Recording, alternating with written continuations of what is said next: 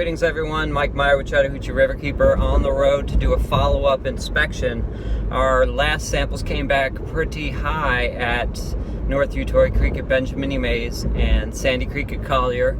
So I'm doing some follow-up inspections in some upstream reaches. I'm not sure what I'm going to find, but we have seen overflowing manholes in upstream reaches of that Collier Drive tributary before. So I'm going to be going there first, and then I'm going to head over to North Utoy Creek at Benjamin E. Mays and walk along the creek there, see if I see any indications of contamination. I'll be doing some follow-up testing and some just on-the-ground eyes and ears and nose inspection, looking for any indications of some problems. Before I get started, I guess maybe I'd take you on a little tour of my backpack. So we are taking extra precautions with a face mask and eye protection in this time of coronavirus.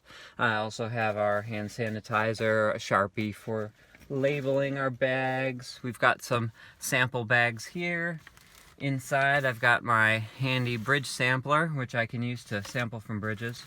Of course, some very important latex gloves, nitrile gloves actually. Everything I need in here to collect a sample safely, and we'll let you know if we find anything out there in the field. Okay, I'm here at Sandy Creek in the upper reaches by Valley Heart Road. I just checked out our first manhole that's easily accessible along the creek here, and it looks like it's doing okay.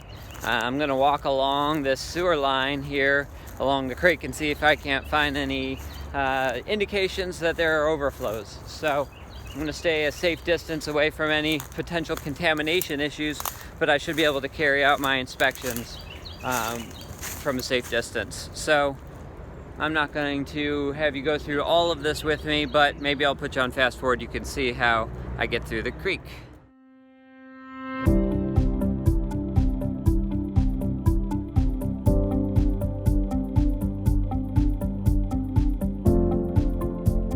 I'm out here doing a field inspection on Sandy Creek just behind Collier Drive.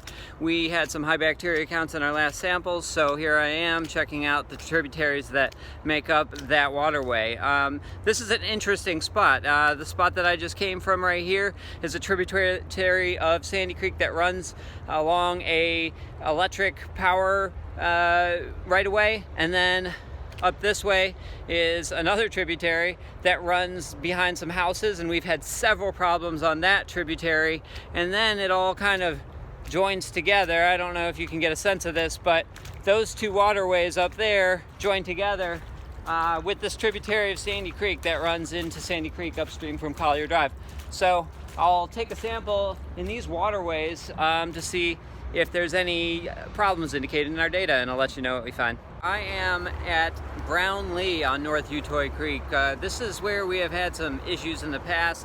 This and another manhole have had issues with overflows, so I'm just checking here first to see if it's happening right here again. I don't see any indications of any sewage overflows right now. And we did have high bacteria counts in our samples downstream at Benjamin E. Mays. So now I'm at Brownlee. Just up there, there's the bridge right there that's over North Utoy Creek. So I'm going to walk along the creek, starting from Benjamin E. Mays and working my way up here to the highway, see if I see any indications of contamination.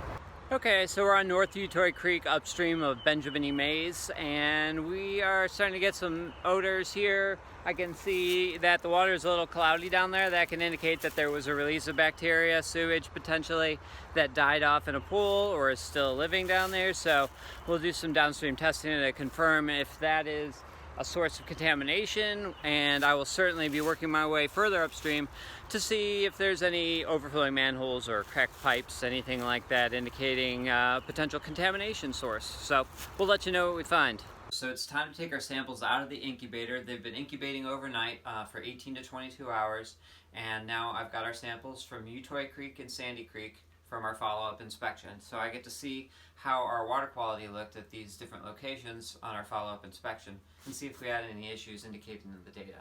So why don't you come on down here and check out, this is our incubator, keeps temperature very well, and so I've been having these incubated overnight. I'm going to pull out my first tray and I'm going to show you all how we mark these samples. So come on over here and take a look at our tray here. I'm going to put this under a black light, and the samples that are illuminated by the black light actually have E. coli colonies growing in them. So that's an indication that we had some sort of issue in our water quality. E. coli is a great indicator of sewage contamination. According to the EPA, it's the best indicator of sewage contamination. It indicates the presence of pathogens, which can make us sick. So if E. coli is present in the water, then pathogens that can make us sick could also be in that water. These numbers right here tell me that there was some E. coli present upstream of Benjamin E. Mays on North Utoy Creek, so that's the farthest up that I went. So there probably was some sort of contamination source. Last time I was out sampling, I saw that the E. coli was low at Peyton and high at Benjamin E. Mays, so I'm guessing that our problem lies somewhere in between. 38 and 8.